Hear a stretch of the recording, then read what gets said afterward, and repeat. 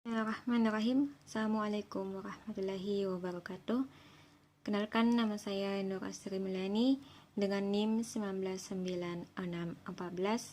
19161400002 kelas A dari jurusan Ilmu Ekonomi, Prodi Ekonomi Pembangunan, Fakultas Ekonomi dan Bisnis Universitas Negeri Makassar. Sini saya akan membawakan sebuah materi yang berjudul The Law of Comparative Advantage oleh David Ricardo. Baik, jadi di sini saya akan membahas di sini ada beberapa slide. Yang pertama itu mengenai The Law of Comparative Advantage, mengenai kritik David Ricardo terhadap teori keunggulan absolut Adam Smith. Ya, secara singkatnya ia mengatakan bahwa kedua negara akan memperoleh keuntungan dengan masing-masing melakukan spesialisasi dalam produksi dan mengekspor komoditi yang memiliki keunggulan komparatif. Baik, jadi mengenai the law of comparative advantage itu bahkan ia mengatakan bahwa jika suatu negara kurang efisien daripada memiliki kelemahan absolut terhadap negara lain dalam produksi kedua komoditas, itu masih ada landasan untuk perdagangan yang saling menguntungkan. Negara pertama harus mengkhususkan diri dalam produksi dan ekspor komoditas yang mempunyai kerugian absolut yang lebih kecil. Artinya ini yang akan menjadi komoditas yang merupakan keunggulan komparatif, dan mengimpor komoditas yang mempunyai kerugian absolut yang lebih besar. Nah, ini yang akan menjadi komoditas dengan kerugian komparatif. Sebagaimana pada untuk lebih jelasnya kita lihat pada slide itu mengenai tabelnya, yaitu absolute advantage. Nah, di sini ada dua negara yaitu US dan UK. Jadi berdasarkan tabel tersebut ya kita bisa katakan bahwa UK kini memproduksi hanya 2 meter per jam, bukan lagi 5. Dengan demikian,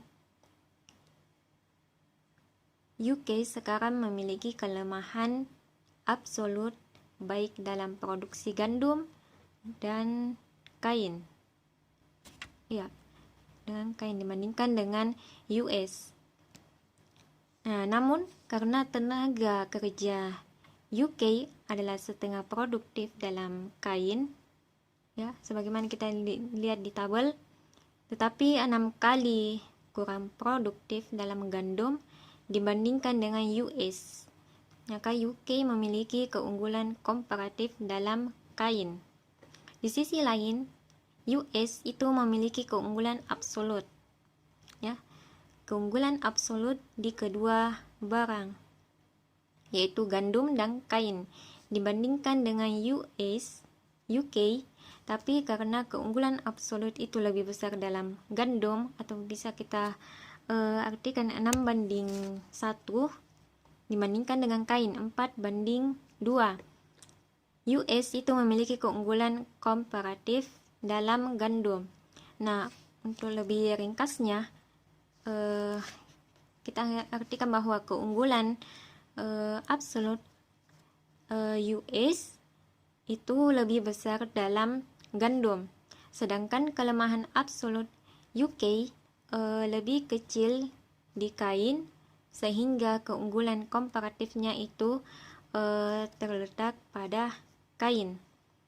Menurut hukum keunggulan komparatif, kedua negara dapat memperoleh manfaat perdagangan jika US mengkhususkan diri dalam produksi gandum dan mengekspor sebagian dalam perdagangan untuk mendapatkan kain dari UK.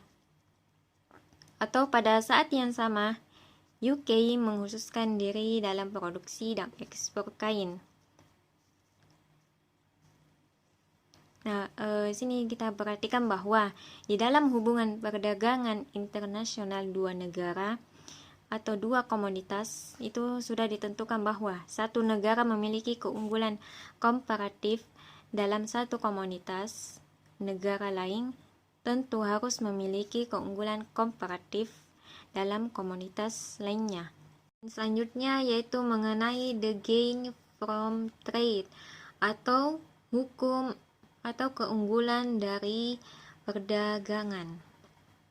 Jadi sejauh ini kita telah membahas mengenai hukum keunggulan komparatif secara teoritis dan kemudian ditambah dengan contoh numerik sederhana. Namun kita belum membuktikan aplikasi hukum. Nah, untuk melakukannya kita harus mampu menunjukkan bahwa US dan UK itu bisa mendapatkan keuntungan dengan masing-masing mengkhususkan diri dalam produksi dan ekspor komoditas keunggulan komparatifnya. Jadi awalnya kita tahu bahwa US itu akan bersikap tak peduli terhadap perdagangan jika hanya menerima 4 kain dari UK. Nah, untuk ditukar dengan 6 gandum. Karena US itu dapat menghasilkan jumlah yang sama, yaitu 4 kain di dalam negerinya dengan memanfaatkan sumber daya yang sama yang harus dilepaskan untuk mendapatkan 6 gandum.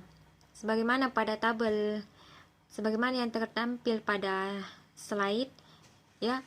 Di situ US itu pasti tidak akan melakukan perdagangan jika hanya menerima kurang dari 4 kain untuk 6 gandum. Nah, demikian pula UK itu akan merasa indiferen terhadap perdagangan jika harus melepaskan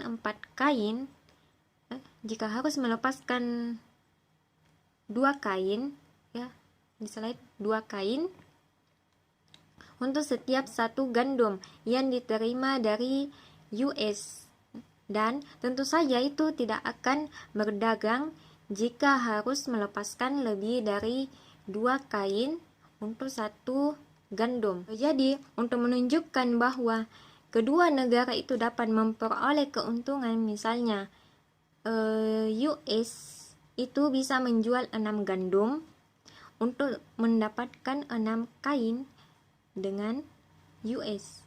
Maka UK kemudian akan mendapatkan keuntungan sebesar 2 kain atau menyimpan 1/2 jam waktu kerja, karena US hanya bisa menjual 6 gandum ya untuk mendapatkan 6 kain dalam negerinya. Nah, untuk melihat bahwa US itu bisa juga akan mendapatkan keuntungan, maka kita perhatikan bahwa 6 gandum yang diterima oleh UK dari US itu akan membutuhkan 6 jam untuk diproduksi di UK.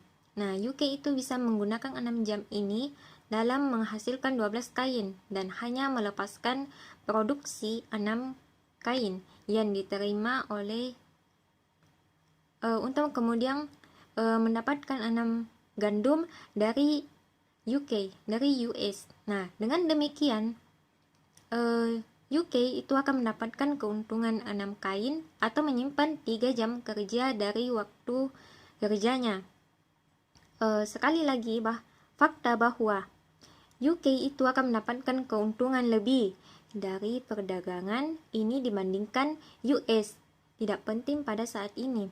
Yang penting adalah bahwa kedua negara itu dapat memperoleh keuntungan dari perdagangan, bahkan jika salah satu dari mereka atau dalam hal ini UK itu kurang efisien daripada yang lain dalam produksi kedua komoditas. Nah, kita juga bisa meyakinkan diri sendiri dengan mempertimbangkan contoh sederhana dari kehidupan sehari-hari kita.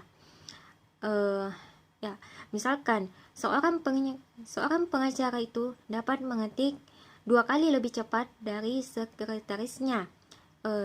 Lanjut, mengenai pengacara itu kemudian memiliki keunggulan absolut atas sekretarisnya dalam 2 hal, yaitu praktik hukum dan mengetik.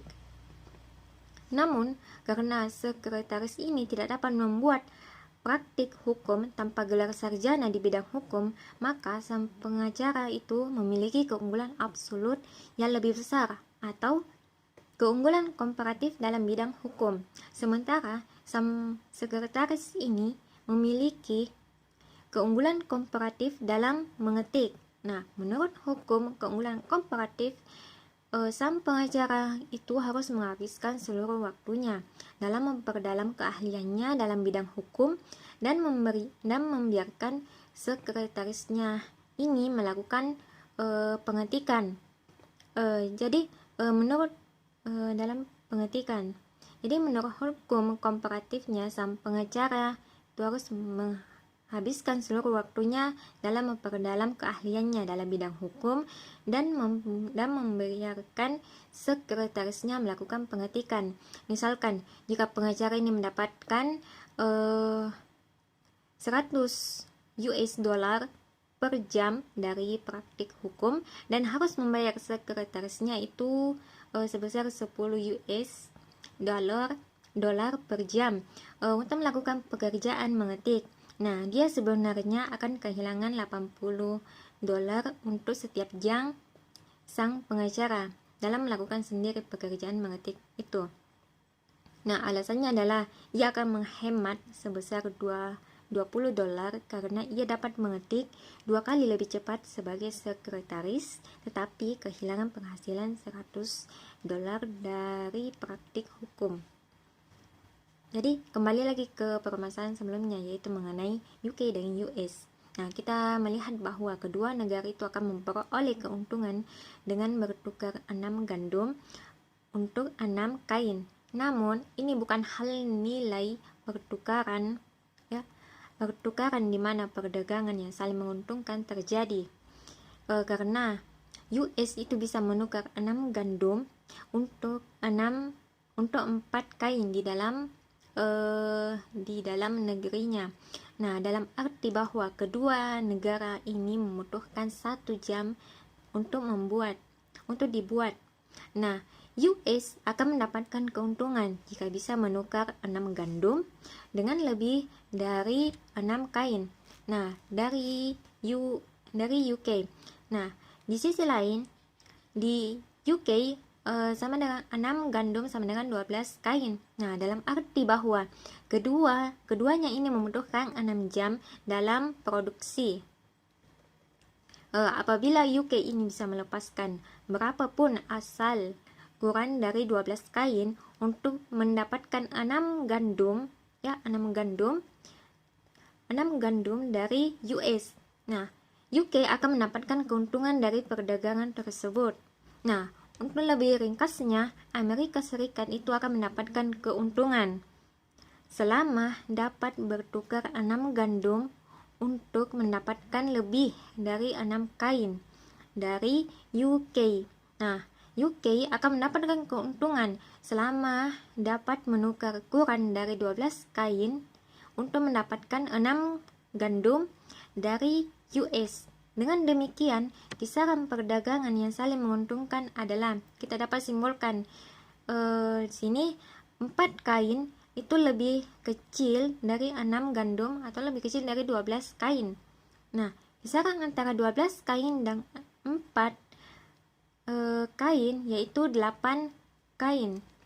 Itu berjumlah 8 kain. Jadi ini merupakan keunggulan total dari perdagangan yang bisa didapatkan dan dibagi bersama oleh kedua negara dengan memperdagangkan 6 gandum.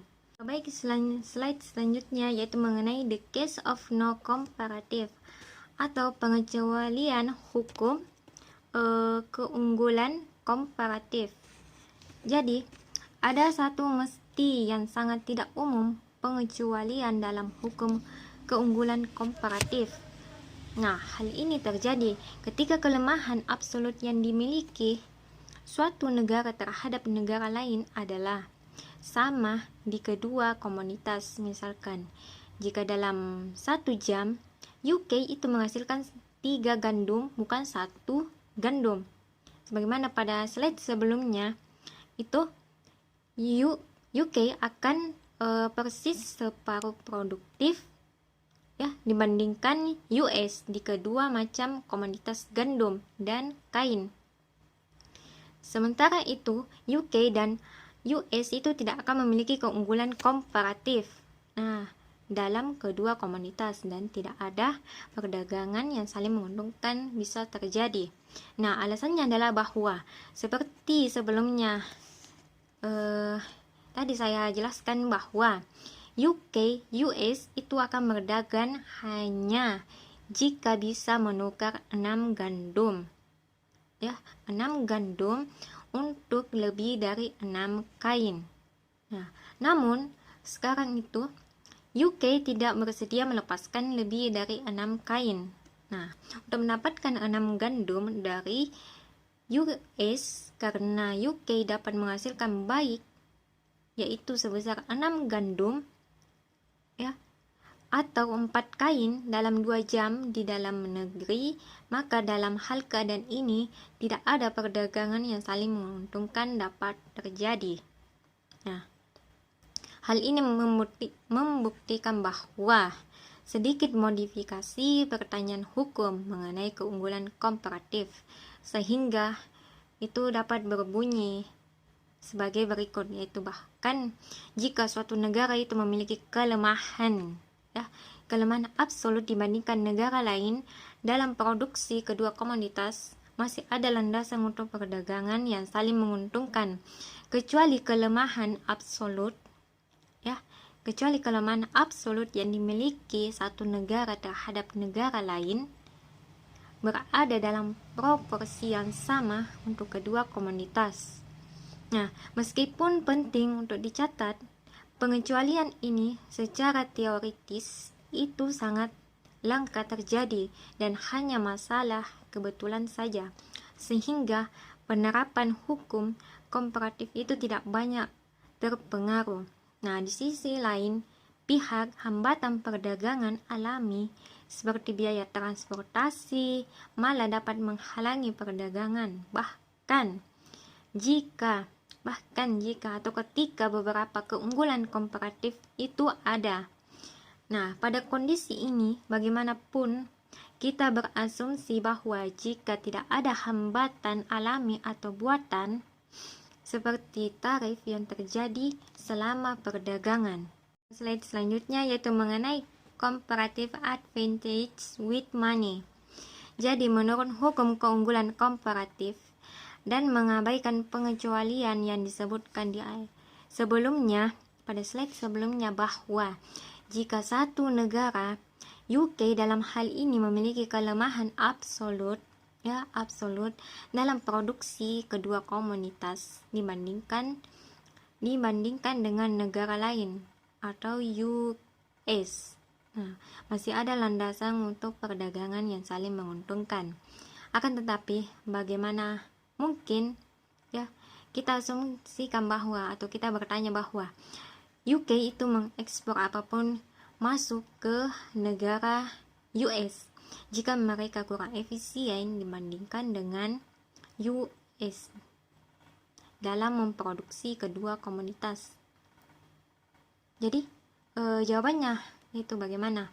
Bahwa upaya yang di negara UK itu akan cukup rendah dibandingkan upah di US, sehingga membuat harga kain komoditas yang sama, Inggris itu memiliki keunggulan komparatif lebih rendah di negara UK.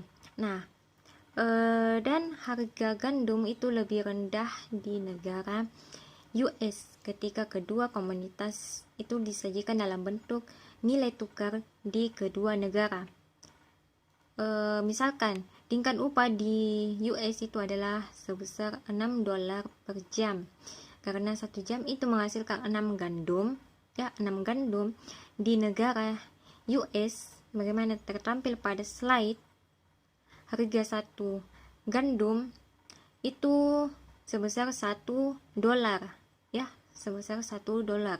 Di sisi lain, karena 1 jam itu menghasilkan 4 kain, atau PK sama dengan $1,50 dari $6 per 4 kain.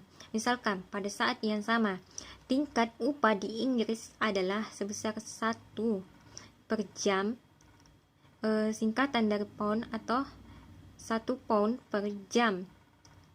Karena 1 jam itu menghasilkan 1 gandum di UK seperti yang tertampil pada slide, ya. Situ jadi kita bisa asumsikan.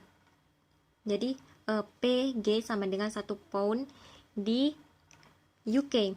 Nah, dengan demikian pula karena 1 jam itu menghasilkan 2K, PK sama dengan 0,5 pound, ya. Jika nilai tukar antara pound dan dolar adalah 1 pound sama dengan $2, PG sama dengan 1 pound sama dengan $2 dan PK sama dengan 0,5 pound, sama hasilnya $1 di UK. Nah, untuk menunjukkan harga dolar gandum dan kain di US dan UK dengan kurs sebagai 1 pound sama dengan $2. Jadi di dalam tabel ini kita dapat melihat bahwa harga dolar gandum komoditas di mana US itu memiliki keunggulan komparatif lebih rendah, ya, di US atau Amerika Serikat daripada di UK. Nah, di sisi lain, harga dolar kain atau komoditas di mana UK itu memiliki keunggulan komparatif lebih rendah di UK. Nah, hasilnya akan sama jika harga kedua komoditas itu dinyatakan dalam pound. Nah, dengan harga dolar gandum itu lebih rendah di US, para pedagang itu akan membeli gandum di sana dan menjualnya di UK. Slide selanjutnya yaitu mengenai the opportunity cost theory atau keunggulan komparatif dan teori buruh terhadap nilai. Jadi, berdasarkan teori nilai tenaga kerja, nilai atau harga suatu komoditas itu tergantung secara eksklusif pada jumlah tenaga kerja yang akan masuk ke produksi komoditas. Nah, ini berarti bahwa pertama, bahwa tenaga kerja adalah satu-satunya faktor produksi atau tenaga kerja yang digunakan dalam proporsi yang tetap sama dalam produksi komoditas, ya. Dan tenaga kerja adalah homogen, misalnya hanya satu jenis, ya, karena tidak satu pun dari asumsi yang dikatakan itu benar. Jadi kita tidak bisa mendasarkan teori keunggulan komparatif pada teori nilai tenaga kerja. Jadi secara khusus tenaga kerja itu bukan satu-satunya faktor produksi, juga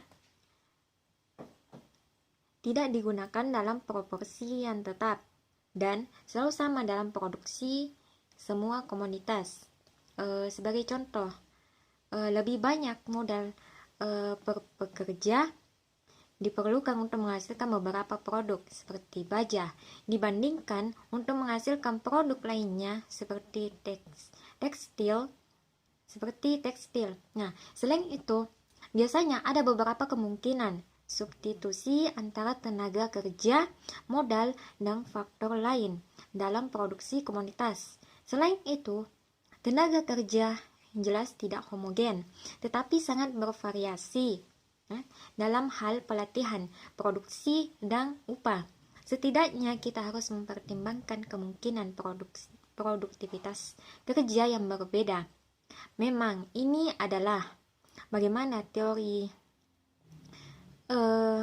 Ya, memang ini adalah bagaimana teori Ricardian tentang keunggulan komparatif diuji secara empiris. Ya.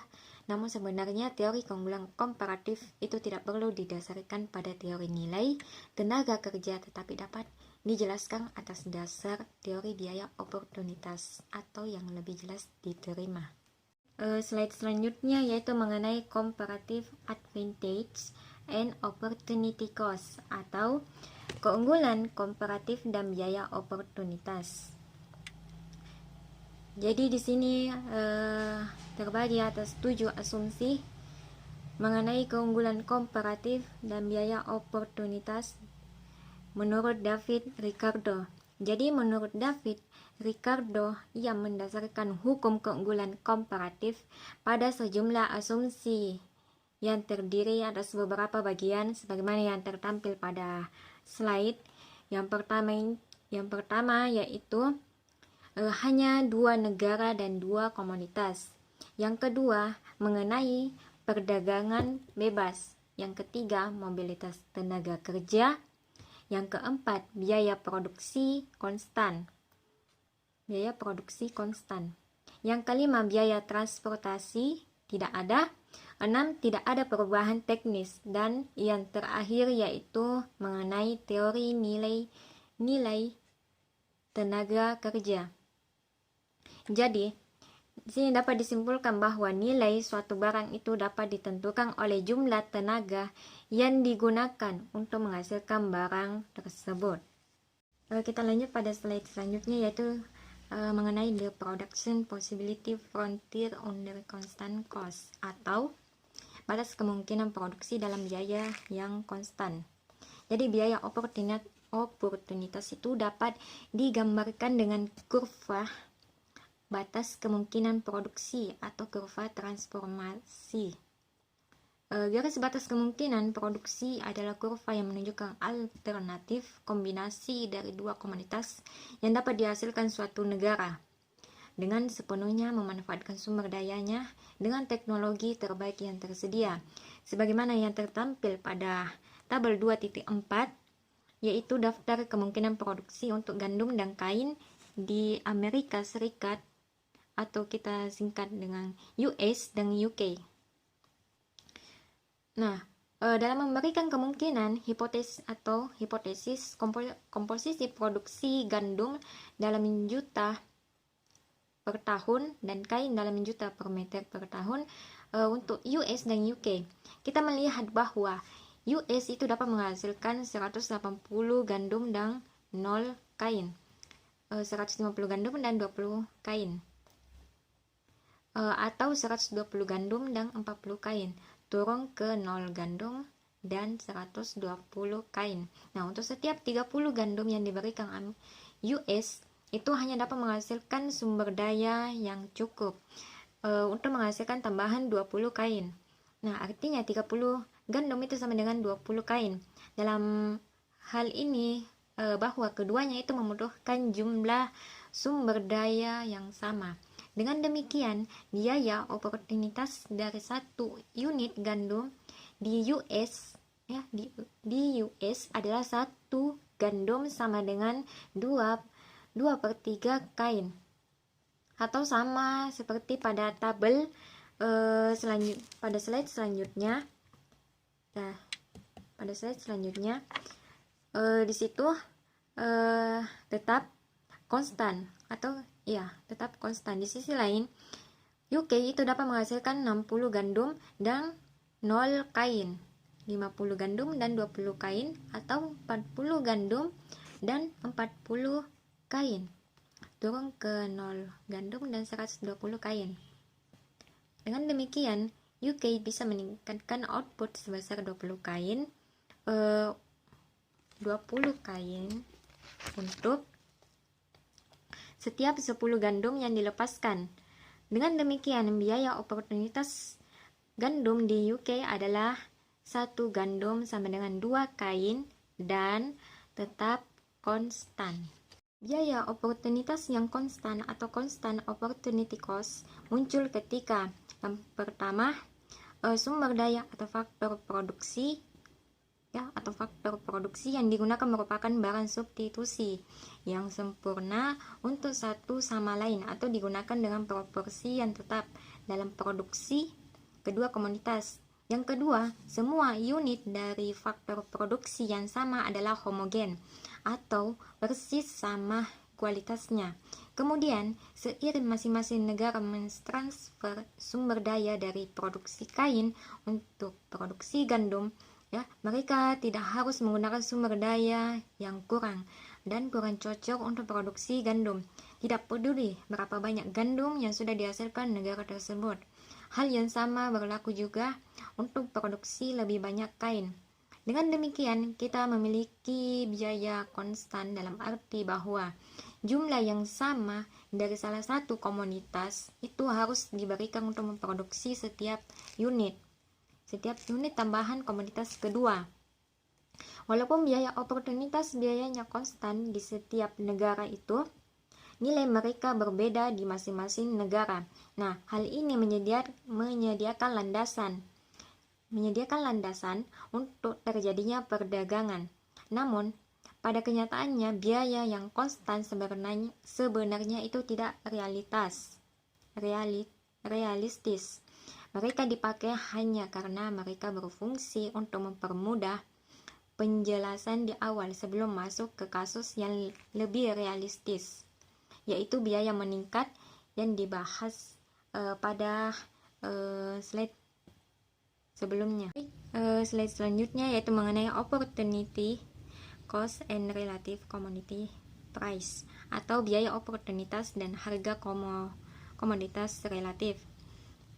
Kita telah melihat bahwa biaya oportunitas gandum adalah sama dengan jumlah kain yang negara harus dilepaskan untuk mendapatkan sumber daya yang cukup untuk memproduksi satu unit tambahan gandum. Nah, hal ini ditunjukkan oleh kemiringan absolut dari garis batas kemungkinan produksi atau kurva transformasi dan kadang-kadang juga disebut sebagai tingkat transformasi marginal. Sebagaimana tertampil pada slide situ, menunjukkan bahwa kemiringan absolut dari kurva transformasi US adalah 120 per 180 sama dengan 2 per 3 sama dengan biaya oportunitas untuk gandum di US dan nilainya tetap harganya itu konstan. Kemiringan kurva transformasi UK adalah 120 dengan 60 sama dengan 2 sama dengan biaya oportunitas untuk gandum di UK dan nilainya tetap konstan pada asumsi bahwa harga itu sama dengan biaya produksi dan masing-masing negara itu menghasilkan beberapa gandum dan kain. Biaya oportunitas gandum sama dengan harga gandum relatif terhadap harga kain. Slide selanjutnya yaitu mengenai the basis for and the gains from trade under constant cost atau dasar dan keuntungan dari perdagangan di bawah biaya konstan. Di sini kita bisa lihat pada slide berikutnya mengenai ilustrasi of the gain from trade. Jadi dengan tidak adanya perdagangan, UK mungkin tidak memiliki untuk memproduksi dan mengonsumsi kombinasi titik A atau 90 gandum dengan 60 kain di atas kemungkinan produksi sebagaimana tertampil pada slide, dan UK mungkin memiliki kombinasi A 40 gandum dan titik A 40 gandum dan 40 kain. Dengan adanya situasi ketika perdagangan memungkinkan, US itu akan mengkhususkan diri dalam produksi gandum atau komoditas keunggulan komparatifnya dan menghasilkan pada titik B sebesar 180 gandum dan 0 kain di atas kemungkinan produksi. Demikian pula UK akan mengkhususkan diri dalam produksi kain dan akan menghasilkan pada titik 0 gandum dan 120 kain. Nah, jika US ini menjual 70 gandum untuk mendapatkan 70 kain dari UK, maka ini akan menggeser posisi ke titik konsumsi pada titik E, titik E 110 gandum dan 70 kain. Dan UK akan berakhir pada titik konsumsi E sebesar 70 gandum dan 50 kain. Dengan demikian, kita artikan bahwa US itu akan mendapatkan keuntungan 20 gandum dan 10 kain dari perdagangan, atau dibandingkan titik E dan titik A di slide itu, dan UK akan mendapatkan keuntungan 30 gandum dan 10 kain dibandingkan titik A dengan titik E. Konsumsi yang meningkat dari gandum dan kain di kedua negara ini dimungkinkan lebih meningkatkan hasil karena setiap negara itu mengkhususkan diri dalam produksi komoditas keunggulan komparatifnya. Artinya tanpa adanya perdagangan, US akan memproduksi 90 gandum dan UK sebesar 40 gandum, sehingga totalnya sebesar 130 gandum. Dengan melakukan spesialisasi dalam hal produksi dan perdagangan, maka 180 gandum ini diproduksi semua di US. Demikian pula, dengan tidak adanya perdagangan, US akan memproduksi 60 kain dan UK sebesar 40 kain, sehingga totalnya menjadi 100 kain. Dengan melakukan spesialisasi dalam hal produksi dan perdagangan, maka akan dihasilkan 120 kain akan diproduksi seluruhnya di UK. Dari materi yang saya bawakan, kita dapat simpulkan bahwa dengan tidak adanya perdagangan, batas kemungkinan produksi suatu negara juga merupakan batas konsumsi. Dengan perdagangan, setiap negara itu dapat mengkhususkan diri dalam memproduksi komoditas yang mempunyai keunggulan komparatif dan menukarnya sebagai outputnya dengan negara lain untuk komoditas di mana suatu negara tersebut mempunyai kelemahan komparatif. Dengan demikian, kedua negara itu akhirnya mengonsumsi lebih banyak kedua komoditas tersebut daripada ketika tanpa adanya perdagangan. Dengan melakukan spesialisasi lengkap, maka harga relatif keseimbangan komoditas akan berada di antara harga relatif komoditas yang berlaku di negara masing-masing sebelum terjadinya perdagangan.